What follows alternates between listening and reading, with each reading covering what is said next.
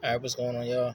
All right, so I'm here to talk about praying, my heart when I pray, what I pray for, why I pray, and things like that. The details of praying. Because when you're talking about belief systems, the main key about belief system is praying to your God, right? So I'm a Rob, and people want to know, I guess, about me and praying and things like that. All right.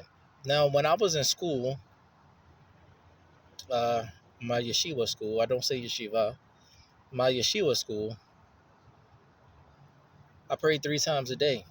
That was standard. It's not mandatory that you pray 3 times a day, but it has been a custom ever since Daniel the prophet or Daniel the Haneb, um, when he was in captivity, he prayed 3 times a day for an answer about captivity and when the captivity would be over of Babylon. So that's why he was praying 3 times a day. So it was personal and private and specific for him.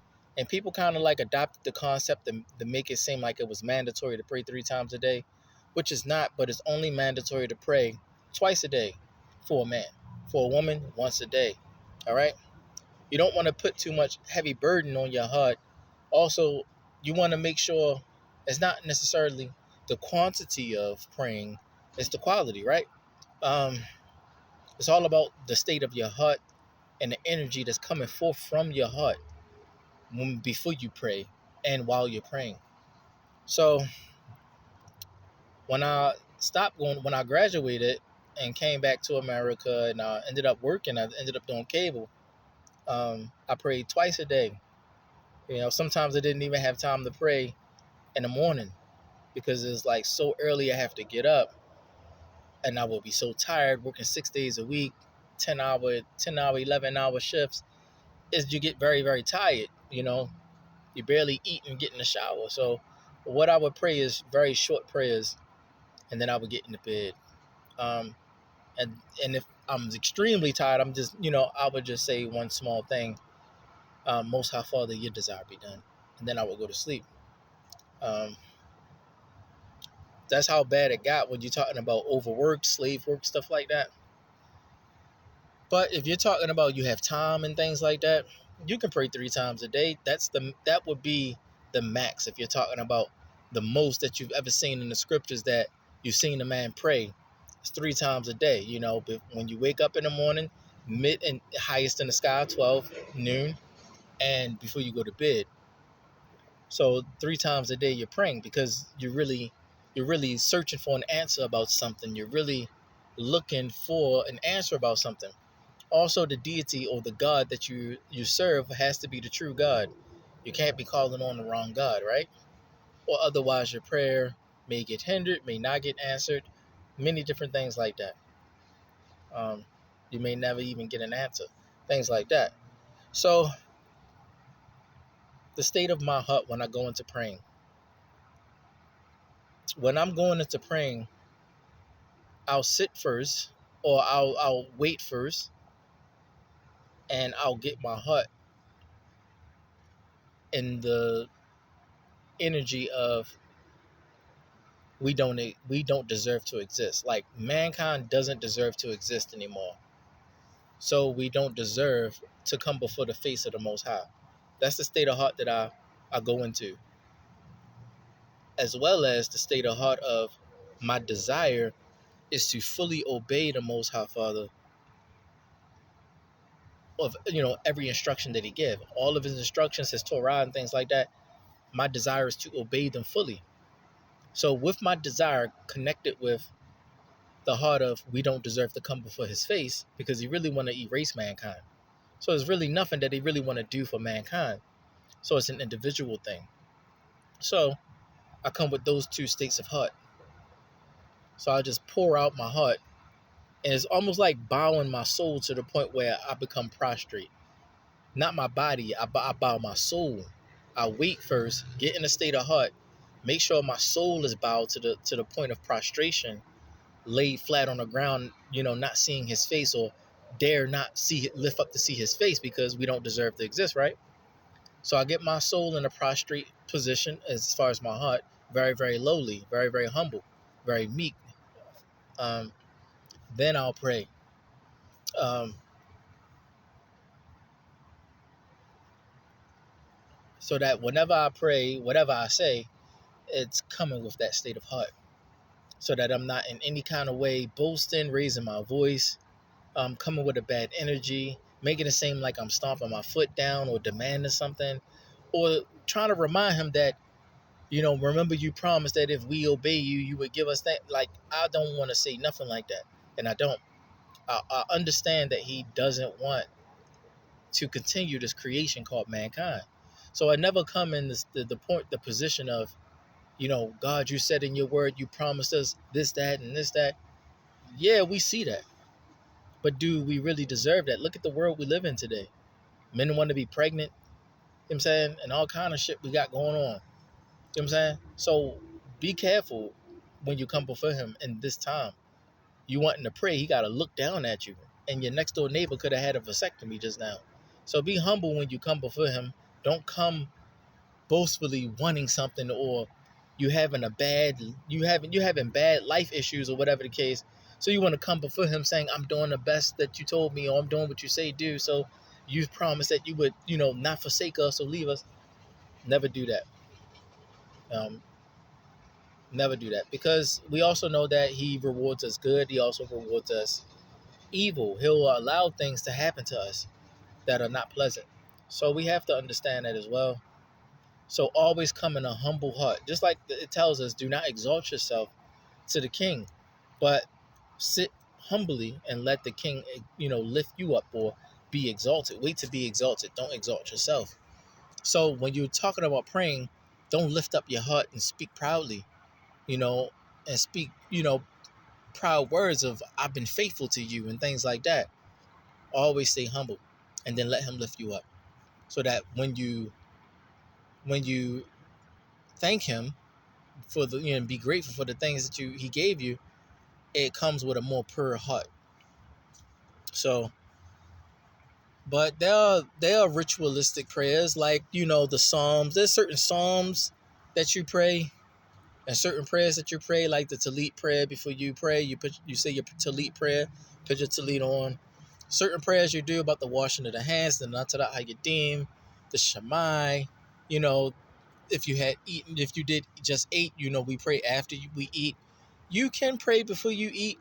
That's okay. You're not getting shot down. You're not calling no police. You're not calling nobody.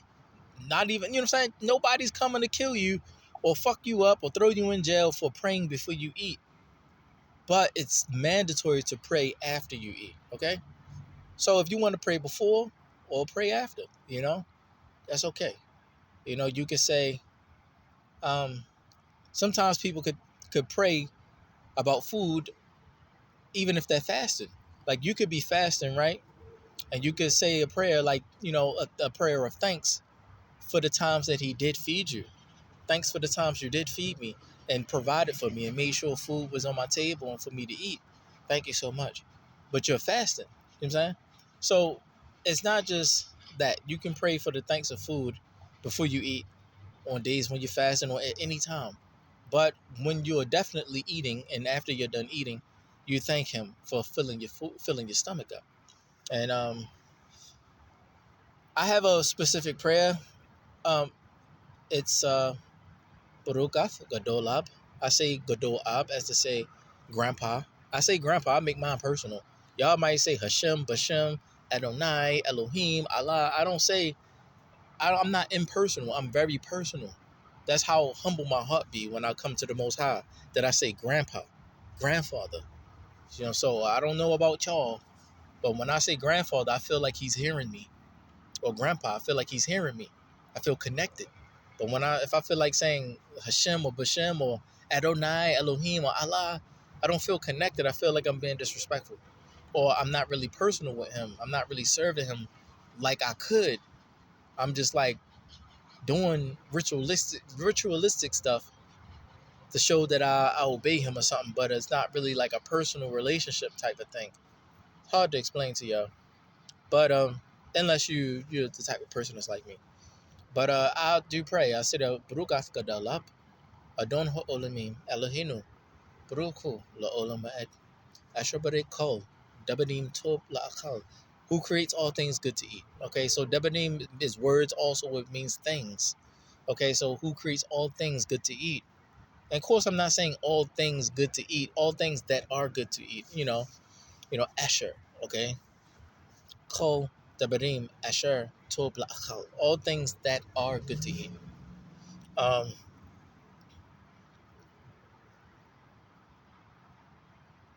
but I keep it simple. Kol debadim tob la'akal. All things good to eat. As to say, he all the things good to eat that he made. Thank you for those things that he made good to eat. And so when I eat, oh, so when I after that, just in case, because I'm in America, I added on an additional prayer, but I haven't put it in Hebrew yet because I haven't sat down to really like focus on how I wanna say it in Hebrew to be like straight to the point, so I can like add it in. Yeah, I want to be careful with mine. I just don't want to regurgitate all the time. But I'll regurgitate the ritualistic stuff. But I do have a point and purpose to sit down and take all of the ritualistic prayers, like the Amida and things like that. It's a prayer called the Amida, where you pray over the nation of Israel and you say different ritualistic prayers. But I want to personalize mine so that it can be shortened but packs the same punch or a harder punch. All right? You meaning like it comes with a strong emotion or a stronger emotion than when you do it the ritualistic way. Because ritualistically, it can be repetitive and it can get tiresome. But if you personalize it and put more heart into it, um, it comes off stronger. That's how I did the 23rd Psalm like that, personalized it like that. People are like, how you personalize it like that? Like, yeah, the state of heart that I'm in all the time. I keep my heart very, very low. Um, So yeah, like the Amida, that's a very long prayer, but it's over the nation. Or you can do the Kadusha, as it's called, the Kadusha, which is a shorter version of the Amida. Something that you could do if like you in rush to go to work, but sometimes you don't even have time to do the Kadusha. So these are different prayers or whatever, and different words that you call them. But it's more so just praying over the nation of Israel and praying for the nation of Israel itself, not the Jewish people. Okay, talking about Musa and them, as you call Musa, but I say Masha, you know, and Abraham and them, So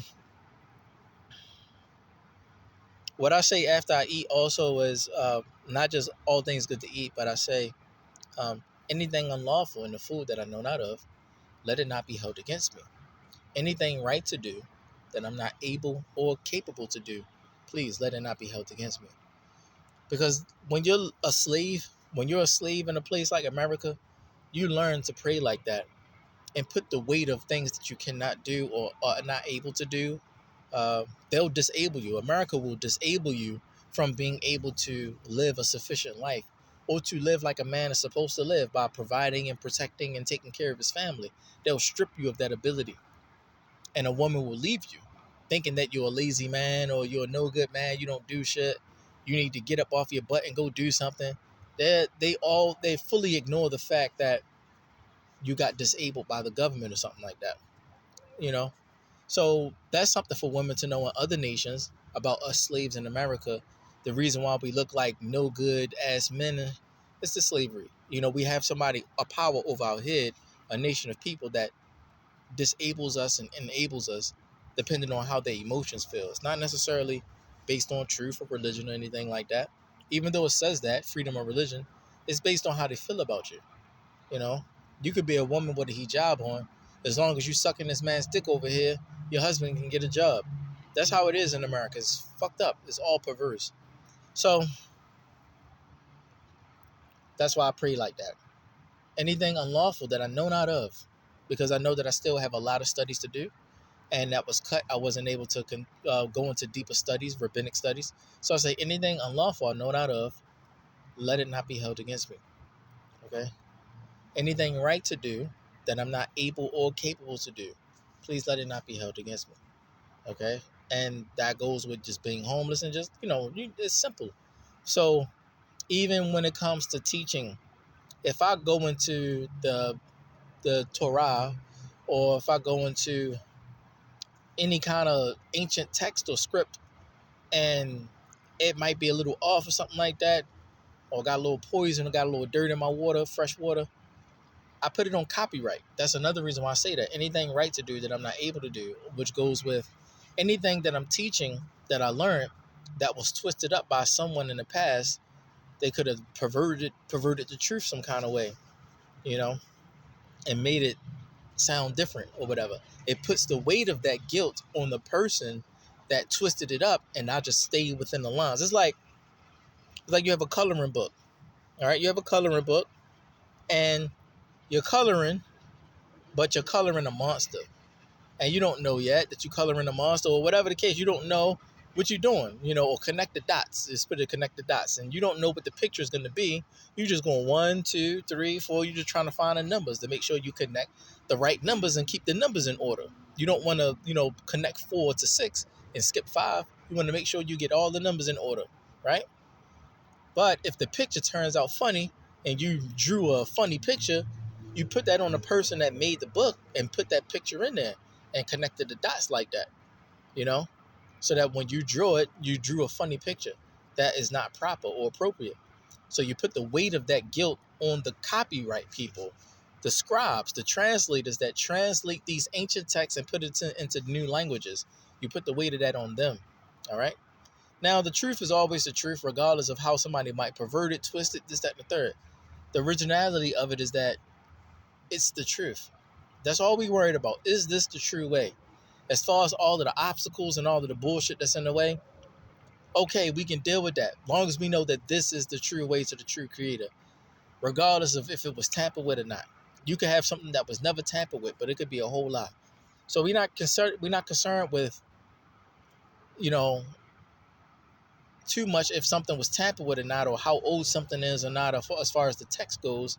We want to know who was the original creator, okay? And what we're reading, is this his word and what he wants from us? Because you could say you have something older than Musa, right?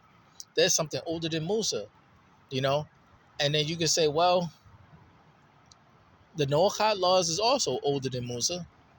So what are you trying to say? The Noahide laws was after the flood. Noah learned from Adam himself. And why would I go another way aside from the way of Noah and the Noahide laws? Why would I go a different way? But the reintroduction of the Noahide laws was given through Musa or Masha, you know?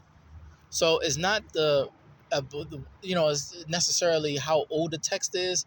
It's just, are you following the truth or not? Because the reintroduction of the Torah came later. And if you did have the Noahide laws, it would date earlier than the Torah itself, right? It would date earlier than that, you know? But it's on the same path. As to say, it's the same God, the same instructions from the same God, or whatever the case. So that's all we worried about. Now, like I said, making sure the picture's straight, or rather making sure you connect the dots right, and also the coloring book. If you're coloring a picture, you want to make sure you're coloring it right. You want to make sure your trees are green, make sure your water is blue, and also you want to make sure you're coloring within the lines. Coloring within the lines, meaning you're not going too far, you're not going outside of the bracket of what you have. So if I have a Hebrew Torah, right, and that's as original as it gets. So what I would do is go to a Hebrew lexicon to define what I'm reading in the Hebrew. Okay? So I'm staying within the lines. I'm not drawing or coloring with outside of the lines. Also, I'm making sure my grass is green, my trees are green, my clouds are white, the sky is blue, the water is blue. Okay. Okay. That's what we worried about. Making sure things are natural. You're not flaking things, perverting things, making things up, you know, trying to make things mean something that is not really, creating things, doctrines as they call it. That's what we worried about also. Coloring and staying within the lines. Coloring right and staying within the lines. Uh, so, again, coming back to the praying part, I'll be going all off, don't I? But coming back to the praying part, I just make sure my heart is in the right space, very, very lowly, very humble. And I want to make sure I want to make sure I came true in my heart the very first time. Okay. So in the morning, if I get up early, depending if I'm sleepy or not, if in the morning or in the day, I'll pray. Before noon comes, I'll pray, do the Shema and all that before noon comes. And now I do it in my heart because I'm homeless. I don't just go out in the dirt. The Most High don't like that. If you're homeless or in a dirty space like your surroundings, you're not allowed to pray in the bathroom. We all know that. So that means you're not allowed to pray. You're not allowed to pray outside where there are strange people, the dirt, people walking by and stuff like that. You're not allowed to even pray when somebody's walking by you in the house. So you talk about outside distractions and people. It's just like you just want people to see you. But the thing about it is, I'll just pray within my heart. Okay. And before the sunrise, I'll do that. I make sure my heart is true and very broken and humble and lowly. And I'll say what I need to say if there's something that's needed to be said. And at the end of the day, I pretty much focus on giving him thanks, like thanking him for the day and thanking him for getting me through the day. And if this is my last night, please let this be a graceful last night. I always pray that I die in my sleep gracefully. And if this is the moment, then your desire be done. But if, like now, times are hard, I always pray that this night can be my last night and that I can go on my sleep tonight. Like, please let me die in my sleep tonight. I don't care how you find me.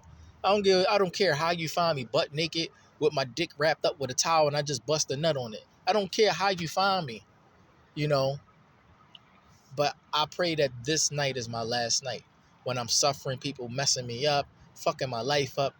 People got war going on, wanting to fight each other, hating on me, feeling some kind of way about how I dress, misjudging, assuming things about me, all kind of shit. People spying on me all over the planet through social media and shit like that, and I don't even know these people. All kind of shit, and all kind of eyes, and all kinds of bad intentional people around me. So I always pray that this night is the last night. But I don't pray openly because I don't believe in people seeing me when I pray. I don't like people watching me pray, you know, or listening to what I'm saying to the Most High when I'm praying. I don't like that because now I know people definitely are watching me to see if I'm praying, see if I pray or not. So it's like saying, it's like me telling you I don't do Crip and Blood. I'm not a part of the Crip and Bloods, right? So I don't need to check in with you because I'm not part of the Crip and Bloods. That's part of y'all shit. I'm just living my life. I'm doing me. I don't gotta check in with you. I'm not part of your shit. So the same thing. If I'm praying, I don't need you to hear what I'm saying as if you can gonna qualify of me that my prayers are prayed right. The fuck is you? I don't need your approval of how I'm praying if I'm praying right or not. I'm a rab. I know how to pray right. I know how to have a right heart and all of that stuff. I learned all of that stuff and it just comes natural. I don't need some other random ass guy that I don't even know how he pray to be judging how I pray. What kind of things you pray for? Cars, clothes, money, girls. You know what I'm saying? I don't pray like that. I know that I have what type of heart I have. Like I said, I have a very, very broken, humble heart. And I come before the Most High as if mankind is not supposed to continue existing, you know? And also with a desire to obey every word that he says. So if you don't have the same heart as me, you know what I'm saying? I don't do this, why I don't do that. I don't be praying openly anymore because I know people are definitely watching me just to say I don't see him pray. I'm not openly praying just so you can say I don't see he pray so I can tell you that I don't want you to see me praying. Like to throw it in your face. I know you watching me. I don't want you to be watching. Let's not be just between me and the creator, not you. Who the fuck is you and shit? Just a random ass person that got to use your two ass legs to walk up and down the street like me and shit. You got to piss and shit just like me, my nigga. You got to go to sleep just like me. How the fuck you supposed to be watching me pray? You know what I'm saying? How you won't answer me? You gotta die just like me. You might die before me, my nigga. You want to be watching how I pray and what I pray about, but you gotta die tomorrow and shit. You know what I'm saying? It's crazy. So that's how I be with it. But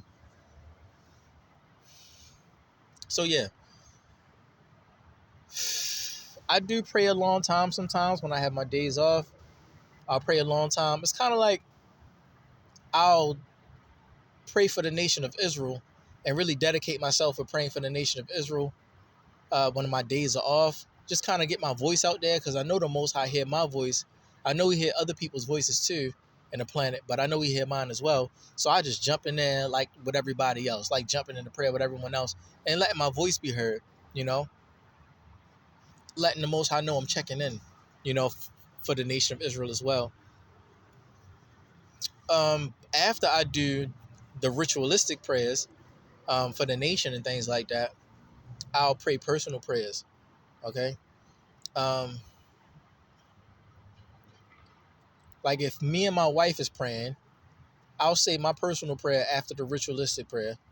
And then if she's praying with me or if she feel like praying with, that's why I say if she feels like, you know what I'm saying? Because a woman is only it's mandatory for a woman to pray only once in the Torah, according to the Torah. Once. You're not you're not going to jail, going to prison, getting beat down because you're not praying 5 times. Make sure your one time praying that day is a genuine one time. You could choose your one time a day praying when your husband pray. You know, just make sure you choose that one time, that one set time, and make it a ritualistic time to pray. Just don't be praying, you know, or just pray when you're feeling it. I'll just say like, don't just pray when you're feeling it. But if you're talking about your ritualistic prayer, make that one time a day, at one point in time in the day, and then you can say your personal private stuff all throughout the day. You know, your personal private personal prayer. You know what I'm trying to say? Tongue twister. Personal private prayers. Uh, when I was with my ex-wife, uh, we pray. She would pray with me, so she chose her one time to pray. With me, at the end of the day, when I come home from work, I would do the long prayers on my days off. So that's like Friday night when Shabbat is about to come in the day. So I would pray that night, bring in the Shabbat, and get the candles lit. We got to figure out how to, certain things we couldn't do, like the challah bread. We would have grape juice and stuff so we can get the geffen going, the priha geffen going. All that, we try to do it as best as we could with the candle lights and this, that, and the third to smell good. All that, try to make sure the house is clean and swept up and mopped up so we can get the presence of the Most High, and it would work every time.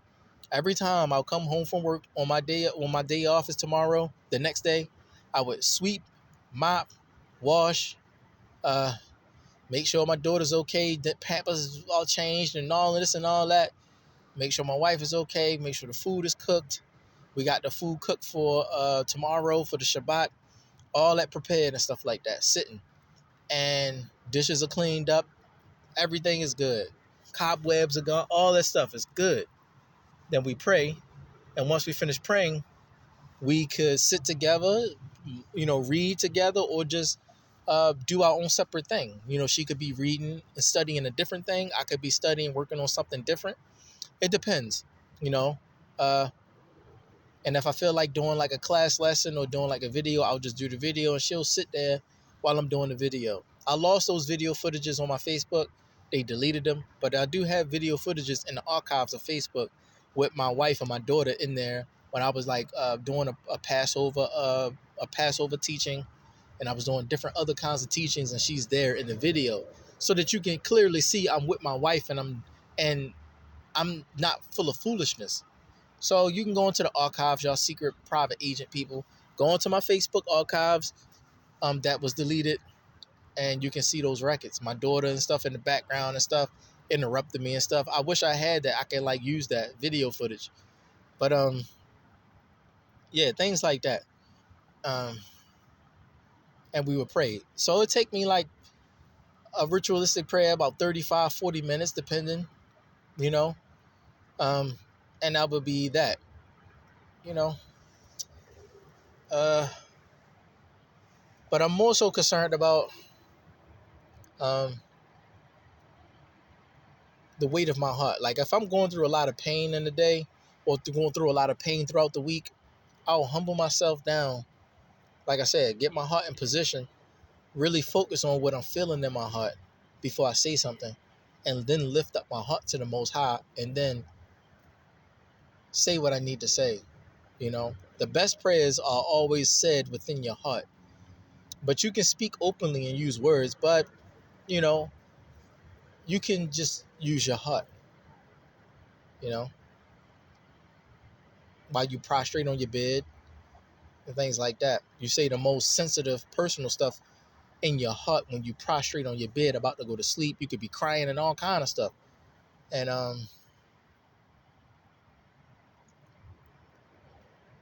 yeah, like I cry about my daughter, I cry about my wife, I cry about how things happen, how I got into all of these things, and I tried my best to avoid all of these things.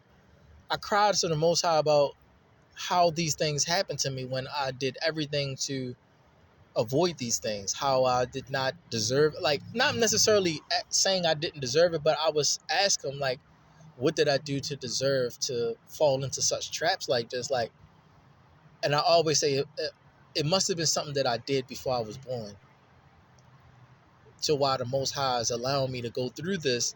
And what am I supposed to learn in the process? I never blame the Most High for anything. I don't even let that come up in my heart to blame him for my pain and suffering. Even when I can't find somewhere where I need to apologize for what I did as to why I'm going through what I'm going through. I call it non-self-inflicted pain. It's not self-inflicting. So how can I apologize for something I did not inflict upon myself? So it hurts worse because you're still crying, always crying, waiting and hoping for the Most High to reveal it to you that this is the reason why you're going through this, because something that you did. And so I can humble myself even more and bear the pain and the suffering, to be like, yes, sir, I deserve this. Thank you for revealing to me why I'm going through this and that I deserve this. And forgive me for what I did, and I'll go through it with all humility, meekness, and patience. But it's hard when you're not going, when you didn't do that to yourself. I didn't put this upon myself, like my first wife. I didn't want to be with her. I didn't put that upon myself. Family's begging me to be with her. My second wife, she's begging me to be with her. So all of the pain and suffering I got from them, and them making me look like I'm the guilty party, or and them the victim or whatever, it hurts very bad because I was trying to avoid them. I was doing everything in my power to stay away from them. But when somebody begged you so much, you want to like soften your heart and open up and give them a chance, because it seems like they really care or they really love you, or you just don't want to be too hard-hearted, you know, and you miss your blessing, as they call it.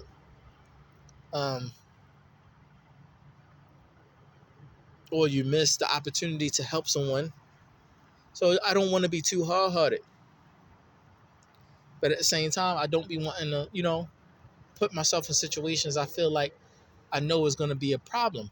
And I'm trying to do my best to avoid it. Things like that.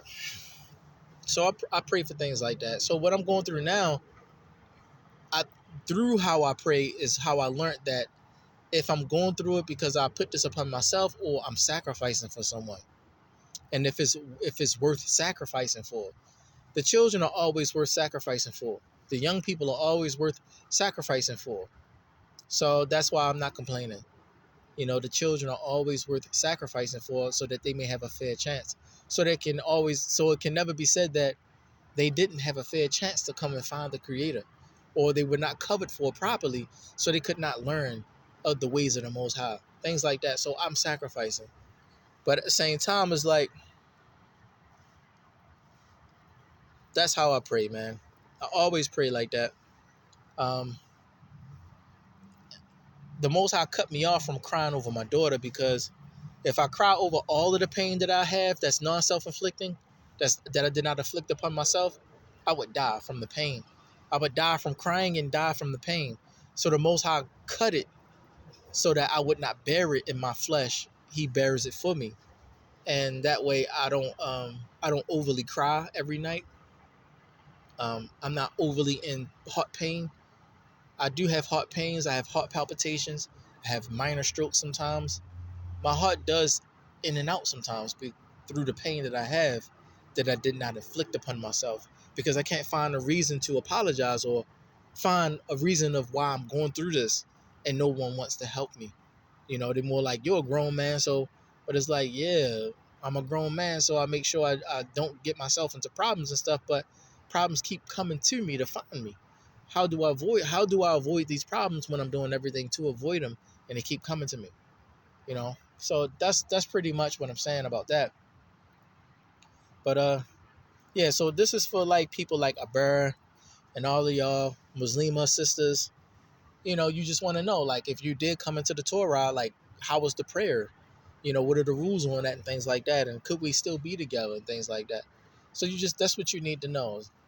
Pretty much praying is the same way. How you bow yourself and things like that is pretty much just similar. It's similar to Islam. Um, the prayer rug, yes, that's the same. But what I do is I have a certain place because we're not allowed to pray just anywhere. So if you are caught in an area where you're not allowed to bow down and pray according to the Torah, you pray within your heart.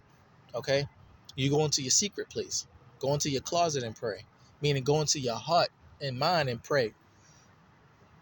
But when you are in an area where you can do the ritualistic prayers and bow down yourself and bend yourself and things like that in private, um, I have a certain area. Like, I go in the living room, I have a big rug out where the couch is there and everything, but I make sure it stays clean, and then I, have that small area where I pray at on the rug. And after I'm done praying, I could just lay down, or I could, whatever, go to sleep or get up, get on the couch, or, we can just all snuggle together right there. We just, my family could just snuggle together. It's already a comfortable zone, a comfortable area. It's clean, it smells good, all of that. I always have a clean house. So that's how I do it. But what you need to know is, um, 3 times a day is not mandatory, but it's preferred when you're really looking for an answer about something. But twice a day for men, twice a day for the men, and once a day for the women. If you cannot pray because of said reasons like homelessness and things like that, you pray within your heart, your secret place, your closet. That's how the Most High has it. You don't have it where you just put out a prayer rug any fucking way and just start praying and shit. Ants crawling around, locusts and shit. You're not doing that, okay? Just to be seen and showing your dedication that I'm going to pray regardless and shit. If niggas got guns, you don't need, you know what I'm saying? The fuck? I don't know. It looks hyper holy. But the thing is, it could be just that y'all taught that way. And so you don't want to stray from how you were taught, because in your heart, you're being very dedicated. It could be that. But it has to make sense also. You know, you're praying while people shooting you down with guns and stuff. Pray while you fighting. Like Melik Dawad. He fighting, but he praying too. You know, you could, in the middle of a battle or a fight or in war, you could be disconnected for a second because of some uncleanness or some blood got on. You could be disconnected for a second, and then you could have a moment where no one is around, and you would say a quick thing, Most High, are you with me, or something. Say something quick in your heart, and he can reconnect with you, and then you keep it pushing, you keep it moving, give you a direction to go in. Not just pull out a prayer rug, you in the middle of a warfare and shit with guns flying, bullets flying and shit. You in the trenches, you want to pull out a prayer rug out your back pocket and start bowing down. No, pray in the closet of your heart, in your mind and heart, while you know what I'm saying? In areas and spaces and places and situations, you don't have the time to just do that. So that's just something to let you know about what the Most High says about that. I'm losing light. But that's it, man. Like, the best way to really show you is that if you actually pray with me, but because y'all be Muslims and stuff, you would be skeptical of who I pray to, right? But I would have to tell you. And that means that comes with, like, you getting to know me, knowing who I serve, with the Creator's name, all of the different details of the Hebraic things and all that type of stuff. You need to know that stuff. So then you might feel safe praying with me, you know? And I would pray openly, the ritualistic prayers, I do not mind praying openly. But when it comes to the personal prayers, you know, you could say them openly with me, next to me, or you could not, because that's how I did it with my ex-wife. Do you have anything personal or private that you want to say to the Most High, or do you want to keep it to yourself? And my wife would always say, I don't have anything to say. I'll just, I don't have anything to say. And then I would say my personal prayers openly before my wife so she can see my heart. And that's the best way for a wife to see your heart, is when you're praying to the Creator, and not the ritualistic prayer, but the personal prayer. What do you say personally about your personal situation, and what you desire personally in your heart about the state of your human life on earth? You know, how you feel about the Creator, how you feel about what you're going through, about what your family's going through, your wife, how you love your wife and your children, things like that. What do you pray to the Most High personally, openly? And your wife will see your heart. And the Creator shows that. Like, I'm not afraid to show my wife my heart when I pray personal prayers. But sometimes I'll just say personal prayers privately as well, you know. But that's optional. That's what I leave. I leave that optional for my wife. Like, I don't let her. I don't demand her to say her personal prayers in front of my face or openly, because that's between her and the Most High. But the ritualistic prayers, yeah.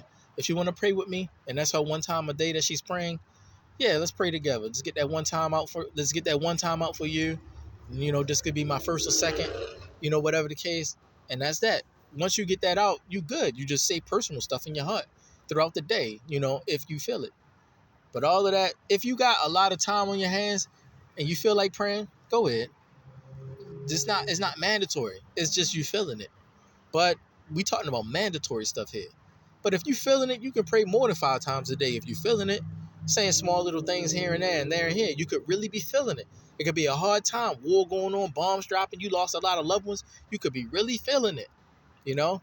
So yeah, go in. But mandatorily, twice a day for the man, when you wake up before you go to work and when you come home from work. Why? Because we gotta work. If I'm doing construction work, I'm not gonna stop in the middle of my construction work, dirty as shit, dirty hands and stuff like that.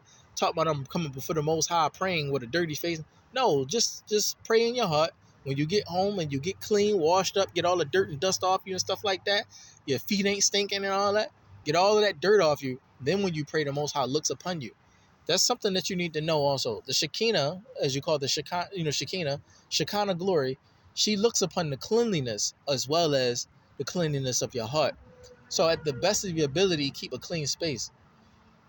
And when I told my wife that, you know, when we would pray and stuff on the Shabbat, you know, when I had time to pray, when my days off and stuff, every Shabbat, you can see light people walking through our house, like people that look like shining lights and stuff.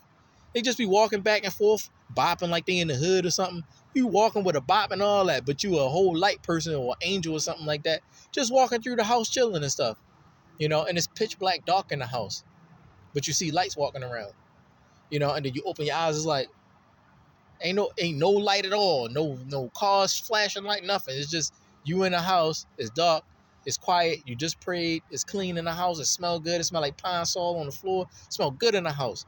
You got the humidifier on and stuff like that because you got your daughter right here and the air is kind of dry in Utah, so you got the humidifier here over her face so that she won't be choking off the dry air, as well as you got her, you know, all that going on. You even got the essential oils thing going on so you can get the smell goods going with the lights and stuff. You all, you know, everything clean and good. The dust is dusted, all that. And then you see lights walking through the house. People of light. And that's how you know the presence of the Most High is within the home. Now, also, when you're praying about sex, like let's say you're praying and stuff and you want to have sex with your wife, you want to wash before you have sex and you want to wash after you have sex, okay? And then you pray after you have sex about the Natalat Hayadim wala mikwa. You want to do the mikwa prayer, as to say you took a bath or you washed your full body and stuff like that after you had sex, so that you can seal the gates of your soul back up. Because once the husband put his dick inside you, it's opening the gates of your soul, or whatever the case. And then you pray after you wash, after the sex session, you pray afterwards, and then close the gate. It closes your soul gates again, so that you stay secure. You have a hedge of defense back on your body and on your protoplasm, so that the, you know, what you call them, the demons, what y'all call them, I forgot what y'all call them, demons but when you have demons and stuff like that running all around a place, especially in a place like America, it's a demon infested world. People are demons. So you gotta keep that hedge of defense around you and stuff like that. And keep that prayer going. Stay clean as possible. That's why I'm always focused on staying clean. I'm focused on staying clean more than anything. So yeah, that's pretty much how it is with prayer. I just don't want to give you some small thing and leave you hanging, but I would rather like you know me and pray with me in real life in person so you can know that you can even tell yourself that the Creator is with me and that He's hearing me. That's how anybody that ever heard me pray before personally know that and can attest to me saying that they know that the Most High heard me when I prayed. Aksamak Tazawa is the number one person to say, when the choir pray, you know the Most High heard. You know the Most High heard him when he pray. Because when the choir pray, it's like something else. Like I come out of the swogie all like, what kind of state of heart I gotta be in to pray the way I pray. Samak Tazawa knows, and I pray before the assembly. And they heard me pray. They know that the prayer is good. They know, like, yo, I know that prayer is about to be answered the way you prayed that. You know, stuff like that. So for y'all Muslims and stuff, I would want to pray with you, but not just out of nowhere. You get to know me and stuff like that first and feel comfortable with that, praying with me and stuff like that. So I just wanted to say that on prayer. I might say more later, but with that said, I'm going to let it go, y'all. Shalom.